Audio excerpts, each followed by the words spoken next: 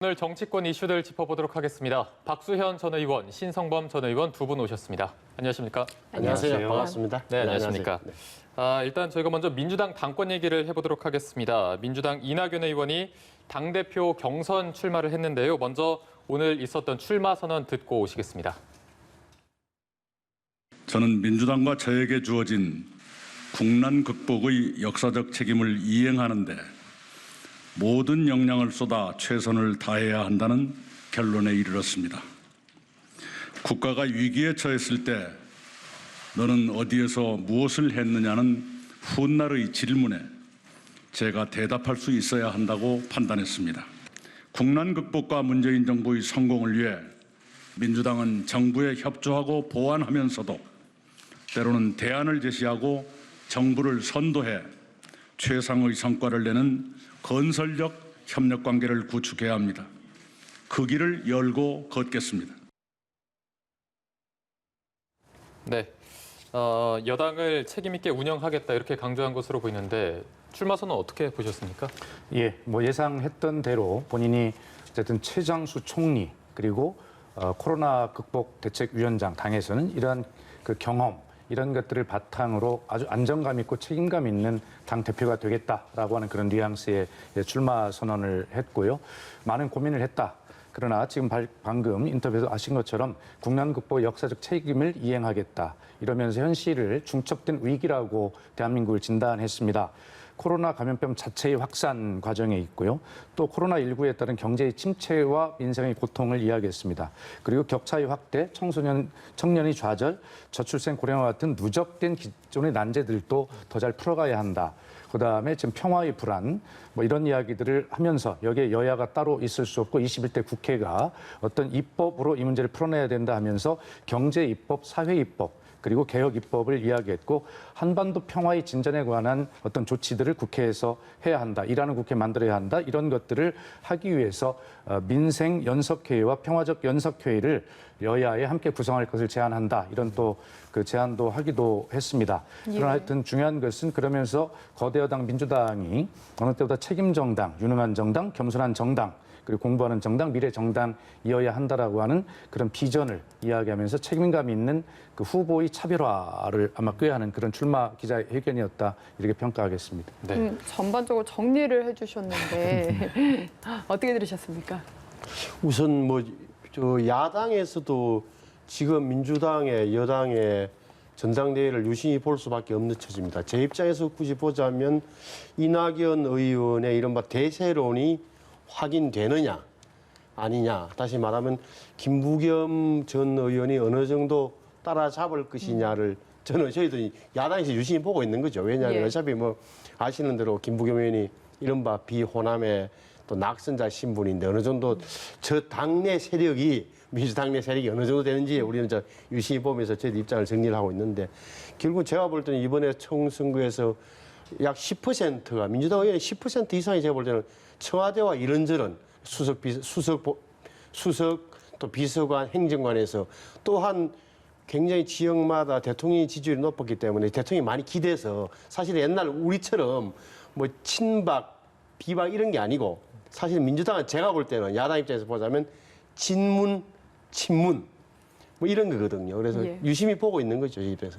이낙연 의원의 대세론이냐 아니냐를 야당에서는 지켜보고 있습니다. 지금 조금 전에 표현을 김부겸 전 의원이 얼마나 따라잡을 것인가라고 말씀을 하셨거든요. 예, 저희는 당내 사정을 잘 모르지만 제3자 특히 또 정치에 관여하는 야당 입장에서 그렇게 보고 있다는 거죠. 그렇다는 거는 어쨌든 이낙연 의원이 어느 정도는 유리하다라고 보시는 일반적으로 거네요. 언론에도 그렇게 보도되고 있고 저희도 그렇게 읽고 있습니다. 네. 박 의원께서는 어떻게 생각하십니까? 역시 유리하다고 보십니까?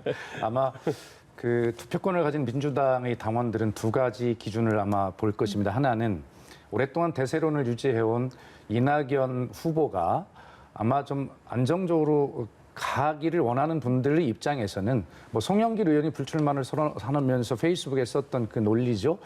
우리 당의 유력 대선 지지율 1위 후보가 당 대표를 출마하기로 결심했는데 그것을 낙마시킬 수 없다. 그럴 때 치명타를 입게 되니 어떻게 하겠느냐. 그래 난 출마하지 않겠다. 이렇게 이야기를 했거든요. 그래서 유력한 당내 1위 후보를 어떻게 안정적으로 지키면서 갈 것이냐라고 하는 고민이 하나 있을 거고요. 또 하나는 우리 지금 신상범 의원님께서 잘 지적을 해주셨는데 굉장히 오랫동안 1위가 굳어져 있는 상황이기 때문에 이게 흥행이나 더구나 이게 비대면 또 무관중 전당대회가 될 가능성이 있고 그래서 얼마나 관심과 흥행과 이런 것을 포함한 역동성 있는 전당대회를 만들 것이냐라고 하는 그런 측면에서는 김부겸 후보가 좀 굉장히 선전하고 따라와 줘야 재밌지 않겠습니까? 아마 이러한 것들을 전략적으로 민주당의 경험 많은 당원들은 아마 그렇게 두 가지 기준을 놓고 고민을 할 것이다 이렇게 보입니다. 네, 김부겸 의원 같은 경우는 좀 잘 따라가기 위해서 그러니까 이낙연 의원이 어쨌든 대선에 출마하려면 민주당 당원에 따라서 내년 3월에는 이제 사퇴를 해야 되기 때문에 7개월짜리 당권이 될 수밖에 없다. 이 부분을 좀 공략을 하는 것으로 보이거든요. 그렇습니다. 본인이 당 대표가 된다면 2년 임기를 채우겠다. 이렇게 이야기를 하면서 또 일부에서 읽히기는 그 당권에 도전하기 위해서 대권은 포기하는 것 아니냐라고 하는 이런 뉘앙스의 발언을 하는데 뭐 사실은 거기에 있는 방점보다는 뭐 그런 어떤 7개월짜리 대표라고 하는 이미지 이것의 약점을 계속 이제 파고드는 것이다. 이렇게 이제 보는 것이죠. 그러나 하여튼 이낙연 후보 입장에서도 보면 문재인 대통령의 도전의 역사가 있어요. 그 당시도 똑같은 우리 이제 적용이 되고 고민이 됐었는데 그래서 어쨌든 이 당 대표를 거치면서 당의 조직도 좀 장악하고 이러면서 갈 것이냐라고 하는 이제 고민을 했겠죠. 했을 텐데 어쨌든 뭐 대개의 생각은 7개월짜리 대표라 하더라도 기왕에 대통령 후보가 되고 대통령이 되기 위해서는 안정적인 그런 이미지보다는 아까 가시밭길도 마다하지 않겠다 이렇게 이낙연 후보가 이야기했는데 그 정말 변화무쌍한 당도 운영하면서 그런 것들을 어떻게 잘 이끌어가는 능력도 보여주는 것도 어떤 그런 것들이 경험이 될 수 있지 않겠습니까? 그래서 안정적으로 어떤 대통령감이다라고 하는 그러한 그 자질을 국민들로부터 당원들로부터 검증받는 그 당 대표의 시기를 거치는 것이 훨씬 더 유리하다라고 하는 걸 판단할 수도 있습니다. 그 김부겸 후보 같은 경우에는 본인이 아무래도 지금 원외 인사다 보니까 이 부분은 약점이 될 수 있을 것 같고요. 반면에 최근에 SNS에 올린 글을 보니까 노무현 전 대통령과 고깃집을 운영한 일화를 소개를 했더라고요. 그만큼 본인이 노무현 정치의 적자다라는 부분을 친문 세력에게 어필을 한 것 같은데 이 부분은 얼마나 통할 거라고 보십니까? 제가 기자 시절에 기억나는 게 예. 그 하로 동선이라고 아마 이전에 꼬마 민주당 출신들께서 좀 하셨던 하로 동선. 예, 맞습니다. 여름에 난로요, 겨울에 부채다 뭐 이렇게 좀 낙선 거사들끼리 모여서 그 말씀하시는 뭐 저는 그분에 대한 판단보다는 저희들 야당 입장에서는 민주당의 전당대회를 유심히 지켜보는 이유가 누가 이기고 하는 것보다도 사실은 민주당에서 저 후보를 뽑는 대표를 뽑는 과정이나 그 후에 일정이 저희들은 영향을 미치거든요. 예. 아시는 대로 저희는 지금 김종인 비대위원장이 내년 3월, 4월이면 물론 뭐 임기가 그렇게 어떻게 보면 합의가 돼 있기 때문에 일단은, 예. 그렇죠. 3월이면은 또 과연 우리 뽑히는 새로운 민주당 대표가 대선에 나가기 위해서 그만둘지 아니면 다시 또 당내에서 뭐 어떤 바꾸어서 다시 계속할지 이런 여부도 우리 관심사고 그래서 민주당의 대표 경선과 후보 선정 과정이 우리 야당에도 어떤 일정적인 영향을 미치기 때문에 유심히 보고 있다 이렇게 말씀드릴게요. 예, 알겠습니다. 저희가 다음 사안으로 좀 넘어가 봐서요. 지금 논란이 되고 있는 부동산 정책을 좀 얘기해 보고 싶습니다. 정부와 여당이 추가 대책을 준비하고 있는데요. 이와 관련해서 다른 말들도 많이 나오고 있습니다. 일단 각 당의 입장을 들어보고 대담을 이어가도록 하겠습니다. 정책을 담당하는 국토교통부라든지 기재부의 고위 관료들 입장은 그 관료들도 사람이기 때문에 자기의 불리한 정책을 하기가 쉽지 않거든요. 직을 팔거나 직무에서 배제하거나 기피를 해야 그래도 괜찮은 정책을 낼 수 있고요. 21대 국회의원 우리 더불어민주당 후보들께서 실거주 목적이에 다주택은 다 팔기로 서약을 했기 때문에 강력한 의지를 가지고 우리 고위공직자들이 먼저 솔선수범해야 될 것 같습니다. 그러면 이 부동산 백지 신탁 제도라든가 현재 고위공직자들이 약속한 대로 국회의원들이 집을 팔아야 되는 건 당연한 거고 이건 자격 문제예요. 미래통합당도요. 이거는 당의 문제가 아니라 공적인 권력을 가지고 대다수 국민들의 사적 영역에 대해서 규제하고 개입하고 여기에 대한 권력을 행사하려면 손이 깨끗해야 됩니다. 네. 자기 손이 깨끗하지 않은데 만질수록 더러워지죠. 집값을 잡겠다고 해놓고 정작 왜 고위공직자들은 집이 여러 채냐라는 비판이 나오니까 의원들의 생각이 나온 건데 주호영 원내대표는 소개는 안 됐지만 강제로 팔라고 하는 건 반헌법적인 발상이다라는 식의 또 의견도 냈거든요. 의원께서는 좀 의견이 어떠십니까? 예, 참 이 부동산 정책 어느 정권을 따지지 않고 정말 어려운 일입니다.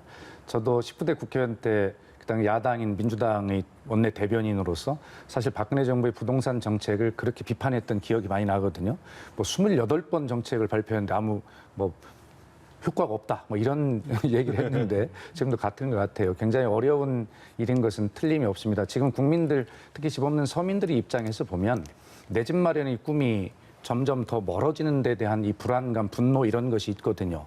그래서 불안하니까 어떻게 해서든지 대출 등 돈을 끌어서라도 막차라도 한번 타보겠다는 절실함이 있는데 그 대출 같은 것들도 사실은 규제가 되는. 그래서 어떻게 보면 이 부동산 정책이, 이번 부동산 정책이 실수요자들에게 오히려 피해를 주는 거 아니냐.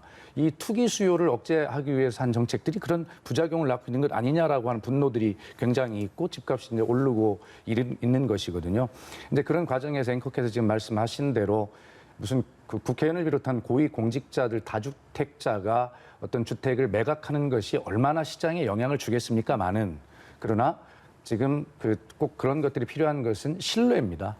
정말 그렇게 해서 부동산 정책을 부동산 값을 잡겠다, 집값을 잡겠다라고 하는 확실한 의지를 국민들에게 보여주는 그런 신뢰의 문제이고요. 저희 민주당에서도 이번에 이제 경실련 엊그제 발표를 하지 않았습니까? 예. 그래서 민주당에는 다주택자가 43명. 그다음에 미래통합당도 41명 이렇게 이제 되어 있는데 민주당은 지난 총선 때 2년 이내에 한 채만 남겨 다 매각하겠다라고 하는 서약서를 받았어요. 예. 그리고 지금 그것을 이행을 하고 있는 중인데 아직 결과를 완료하지 못한 것이죠. 제가 청와대 대변인을 할 때도 늘 그게 고민이었어요. 청와대 직원들이 왜 다주택자를 어떻게 매각을 할 거냐. 그래서 다 집을 내놓습니다. 근데 안 나가요. 그런데 제 생각 같아서는 급매, 급급매 이렇게 나누면 그 시세 다 받고 팔려고 하니까 안 팔리는 거 아닌가 이런 생각을 해보거든요. 저는 집이 없습니다만. 예. 그래서 아마 지금 이제 시장에 주는 시그널, 어떤 정부와 고위공직자들의 의지 이런 것들을 보여주면서 어떤 서민들께 신뢰를 드리고 그래야 부동산 정책이 성공할 수 있다라고 하는 그런 신뢰의 문제를 지금 말씀하는 것입니다. 네, 앞서 저희가 원희룡 지사의 그런 발언도 함께 봤지만 통합당도 여야 불문하고 이렇게 주택을 좀 처분해야 된다 이런 의견이 있습니다. 여기에 대해서는 어떻게 생각하시나요? 그래서 원희룡 지사의 취지는 저는 이해를 해요. 하지만 좀 민주당하고 저희하고 좀 차원이 다른 문제가 있는데 민주당은 그래서 공천 과정에서 우리 박 의원님 말씀해 주신 대로 공천의 서류에 예. 서약을 했다고요. 그러면은 미안한 이야기지만 민주당은 그렇게 하시는 게 맞아요. 하지만 저는 이 문제에 대해서는 야당 입장에서 특히 오히려 다른 국민들에게 시원함을 드리는 것보다는 헌법적 가치를 지키는 게 맞다. 다시 말하면 주택이 다주택이 있는 사람들이 부담은 되겠지만 도덕적으로 압박은 느끼겠지만 처분 문제만큼은 그 사적 자유다. 저는 그렇게 봅니다. 주호영 원내대표 말에 그래요? 동의를 하는 저는 거예요. 그래, 예를 들어서 주식 문제는 백지 신탁을 해야 되잖아요. 왜냐하면 다른 사람들은 많이 관여돼 있지만 집만큼은 주택만큼은 사적 영역이잖아요. 여기에 대해서 그걸 다시 한번 국회의원이 되면 다 팔아야 된다? 그래서 저는 그거는 좀 아니라고 보고. 집이 있으신가 봅니다. 저는 있죠. 아니, 저는 그래서, 집이 있고 없고 그 집이 어디에 있느냐에 따라서 저는 정책 방향이 달라질 정도로 청와대나 뭐 정책 결정권자들이나 조정론자들이 그 정도는 아니라고 믿고 있는데 이 문제 야당 입장에서는 저는 원칙을 지키는 게 맞다고 보는 거고 그다음에 저는 이게 징벌적이잖아요. 우리 문재인 정부의 부동산 정책을 가만히 보면 모든 것을 세금으로 잡자는 건데 예. 아시는 대로 보면 심지어는 이해찬 대표께서 싱가포르 사례도 말씀하시더라고요. 싱가포르는 아시는 대로 두 번째 집을 사면 취득세를 12%, 15% 이렇게 돼요. 10억짜리 집을 사면 세금이 취득세가 11억이 넘는 거예요. 다만 거기에는 또 보유세라든지 양도세는 세율이 약하다고요. 예. 우리는 전부 다 높여놨단 말이에요. 그러니까 다시 말하면 집을 팔아라 하면서 정작 팔고자 하는 사람은 팔기 어렵게 인풋, 아웃풋, 나가는 구멍까지 다 막아놓은 이런 상황이기 때문에 이런 징벌적인 그 정책, 그러니까 다시 더 센 보이세 강화론 이로 과연 잡을까라는 의문이 들어서 저는 이 정말 시장을 모른다. 근데 왜 이렇게 김현미 장관이나 정책하시는 분들이 이렇게 고집 있게 세금 위주로 나가는 거냐? 짐작컨대는 아마 본인들의 그 이렇게 정책을 바꾸면 책임을 인정하는 꼴이어서 잘못된 방향으로 가고 있는 느낌은 가지면서도 그걸 못 세우는 거 아닌가는 저는 의심을 하죠. 예, 네. 그 집이 있는 것 자체는 당연히 사유재산을 인정하는 국가니까 제가 집이 있냐고 여쭤본 것에 대해서는 아니, 전혀 괜찮아요. 아니, 유권자들이 사실은 선거 과정에서 예. 저 사람이 다 있어 보잖아요. 아, 예. 어디 집에 있구나. 그러면 이런 거 다 판단하는데 혹시나 오해하실까 봐 그건 전혀 아니에요. 저 오해 안 해요. 감사합니다. 말씀을 드렸습니다. 네, 감사합니다. 예, 주제 넘겨보겠습니다. 그 스티븐 비건 미 국무부 부장관이 오늘 우리나라를 방문을 했습니다. 이제 외교의 문이 열려 있다 지난달 북한을 향해서 밝혔기 때문에 기대를 가져봤는데 오늘 북한 권정근 국장이 정상회담 의지가 없다라고 다시 또 이 시점에 공교롭게 밝혀서 과연 의도가 무엇인가 좀 관심이 가거든요. 여러 가지 의미로 해석을 할 수 있어요. 일단 서로 힘겨루기를 하고 있다라고도 볼 수 있고요. 그럼 비건 국무부 부장관이 왜 방한을 하는가를 보면 개성 연락사무소의 폭파로 이어진 현재의 이 긴장된 상황을 어떤 다른 진전된 어떤 상황으로 끌고 가는 것보다는 상황을 잘 관리하기 위한 그런 방문이 아닐까라는 추측도 한번 해볼 수 있고요. 실제로 문재인 대통령께서 미국의 대통령 선거 이전에 그 정상회담을 성사해야 한다는 제안을 했지만 북한은 저렇게 반응을 하고 있거든요. 근데 실제로 비건 그 부장관이 오면서 어떤 트럼프 대통령의 메시지를 가져올 것이냐가 사실은 그 지금 북한의 반응과 어떻게 또 이 물밑 접촉으로 거래가 될 그런 어떤 조건이 될 것인가 여러 가지 이제 그 해석들을 다 할 수 있는데 뭐 그것은 뭐 알 수가 없지요. 그러나 분명한 것은요, 이걸 우리가 이해를 해야 됩니다. 북한의 입장을 어떻게 이해를 해야 되냐면 한번 보십시오. 2018년 6월에 싱가포르 회담할 때 북한이 최고 존엄이라고 그 자기들은 이야기하는 김정은 위원장은 아마 자기들 비행기가 이제 전용기가 갈 수 있는 그런 곳, 뭐 몽골이나 이런 곳에서 정상회담하자라고 했는데 결국 싱가포르로 정해지면서 중국의 전용기 제공을 받아서 가는 예. 어떻게 보면 좀 이해가 안 되는 부끄러운 이런 모습도 감내했잖아요. 네. 그다음에 하노이 때는 58시간이나 기차를 타고 왔다 갔다 하는 이런 노력도 했고, 그다음에 능라도에서는 문재인 대통령의 손을 들어주면서 그 인민들 앞에서 비핵화를 다 선언했는데 결과적으로는 지금 빈손이란 말이죠. 자, 이럴 때 북한은 정확히 이야기했어요. 미국의 이 문제에 대한 셈법이 달라지지 않으면 절대로 안 할 것이다. 이렇게 선언을 했기 때문에 지금 비건 그 부장관이 오면서 아까 제가 말씀드린 트럼프 대통령의 어떤 메시지, 달라진 셈법이 있는가 없는가를 북한은 보려고 할 것입니다. 네, 결국은 뭐 미국의 셈법이 어떤 것인지 어떤 의견을 가지고 왔는지가 중요할 텐데 미 국무부가 비건 부장관의 일정을 발표하면서 북한에 대한 최종적이고 완전하게 검증된 비핵화에 대한 조율을 추가로 강화하겠다 이런 입장을 밝혀서요. 어떻게 보십니까? 저는 이게 우리 정부가 굉장히 제가 불안하게 생각하는 게 서두르지 말고 현실을 봐야 하는 지점에서 서두르고 현실을 안 본다는 그 때문에 걱정을 많이 하는 겁니다. 그러니까 이런 거죠. 그러니까 저는 대통령께서 3차 북미 정상회담, 올해 대선 전에, 미국 대선 전에 북미 정상회담을 주선한다고 했을 때 뭔가 북한하고도 미국하고도 어느 정도 얘기가 됐길래 대통령께서 말씀하시는 거 아닌가 그런 희망을 가졌었는데 네. 지금 보니까 보십시오. 최선이라는 외무성, 북한의 제1부상은 우리 어떻게 생각하는지는 전혀 의식하지도 않고 섣불리 중재 의사를 표명한 사람이 있는가 하면 우리 대통령을 지칭하는 거예요. 그리고 권정근 그 외무성의 국장은 미국 사람과 앉을 생각이 없다라고 돼 있고 미국에서는 지금 아시는 대로 지금 트럼프 대통령 자기 선거운동으로 바빠요.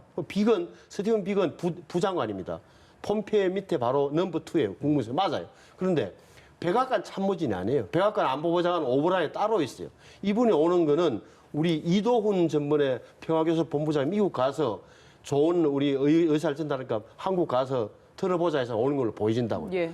다시 말하면은 우리는 북한은 아직 남한이 어떤 중재 역할을 해서 미국과 만나게 해준다 하더라도 그럴 생각이 없는 거예요. 적어도 11월 내년 선거까지는 내년 1월 달에 새 대통령이 뭐 트럼프든 바이든이 될 거 아닙니까? 그때까지는 이 미국 정상회담을 할 의사가 없다고 분명히 밝히고 있어요. 그럼에도 불구하고 우리는 아이 설마 그렇게 했어 하면서 자꾸 이렇게 중재 역할을 하고자 나선다면 내가 어떻게 보면 스토커 비슷하게 되는 거죠. 생각이 없는데 생각이 없다고 그렇게 이야기해도 외무 제1부상이 나서고 국장이 나서 하고 없는데도 그게 아니잖아. 이렇게 해서 자꾸 이렇게 중재자 역할을 하라고 한다면 저는 그거는 굉장히 좀 현실과 동떨어져 있다. 서두르지 말아요. 북한이 김정은 위원장의 막판에 마지막에 뭐라고 그랬습니까? 조성된 정세, 변화된 정세 때문에 대남 군사행동은 보류한다 해놓고 와서 그 보류의 이유가 무엇인지, 배경이 무엇인지 우리가 압니까? 모르잖아요. 제가 원래 지금은 오히려 침묵하는 게 대화 방법입니다. 조용히 있고 냉각기를 가져야 돼요. 이렇게 전면에 막 장관들, 국정원장들 한꺼번에 빨리 바꿔가지고 다시 북한에게 대화하자고 손 내미는 것은 제가 볼 때는 굉장히 북한에게 오히려 책을 잡힐 가능성이 높습니다. 또 지금 보면은 이 권정근 국장이 낸 메시지를 봐도 그 북한 대내에 낸 메시지는 전혀 아닙니다. 그러니까 북한 주민들은 전혀 모르는 상황이라는 건 아직은 어떻게 보면은 대화의 끈은 놓지 않고 있다라는 의도로도 읽히거든요. 당연한 말씀입니다. 결과적으로 어떤 목표 지점을 향해서 서로 각자가 지금 각자의 속도를 가지고 가고 있는 것이에요. 가지 않겠다는 것이 아닙니다. 그래서 우리 흔히 이 북한 관계를 정리할 때 유명한 그 말이 있는데요. 북한이 어떤 표현을 하면 그 표현은 어떤 요구라고 읽어야 된다는 것입니다.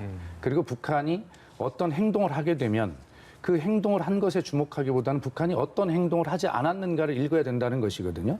지금 북한이 지금 뭐 두 당국자들이 말을 동원해서 우리는 관심 없다라고 하지만 우리는 아까 제가 말씀드린 관심은 비건이 트럼프 대통령이 어떤 메시지를 갖고 올까, 어떤 보따리가 있을까. 북한은 지금 그걸 향해서 이 보따리 좀 제대로 갖고 와봐라고 그렇게 요구하고 있는 북한의 자존심 섞인 담긴 그런 표현이고 요구일 수 있어요. 그래서 제대로 좀 내놔봐. 바로 그것이 김정은 위원장이 그 4대 군사행동 계획을 어떤 당 중앙군사위원회에 올리지 말고 보류하라라고 하는 것은 자 어떻게 하는지 볼 거야. 그래서 북한이 남한에 대해서 한 얘기는 그거 아닙니까? 미국과는 앉을 계획이 없지만 남한은 어떤 행동을 하는지 지켜보면서 우리가 결정할 것이다. 그러니까 북한의 언행과 행동에는 다 계산된 답에 대한 요구가 다 담겨 있는 것이다. 그래서 지금 말씀대로 북한이 아무리 저렇게 이야기를 해도요, 굉장히 순화된 표현이고 저 말 속에는 어떤 답을 좀 내놔봐라라고 하는 그런 메시지라고 이렇게 읽어야 된다고 봅니다. 그래서 의원님, 우리 박 의원님께 청와대도 계시고 이제 저는 뭐 그렇게 긍정적이고 장밋빛 전망을 내놓으시는 거 좋아요. 대통령께서도 결국에 참고 하면 이제 나아질 거라고 보시는 건데 저는 그 국면이 좀 넘어섰다고 보는 거예요. 북한이 이미 의도가 지난 6월 달에 이성근 외무상이 뭐라 그랬습니까? 보따리 이야기를 하나 했다고요. 미국의 치적 선전 보따리를 미국 집권자에게 안 던져주겠다. 우리의 전략 노선은 명확하다. 핵전쟁 억제력을 더 강화하고 보다 확실하게 미국에 대항해서 힘을 키우겠다는 노선을 확정하고 1년에 좀 방향에 왔는데 다시 우리가 계속적으로 우리만 참아서 되겠느냐는 일반적인 질문에 답을 못하는 거예요, 지금. 알겠습니다. 네, 자 오늘 두 분 말씀은 저희가 여기까지 듣도록 하겠습니다. 지금까지 박수현 전 의원, 신성범 전 의원 두 분과 함께했습니다. 고맙습니다. 네, 잘 들었습니다.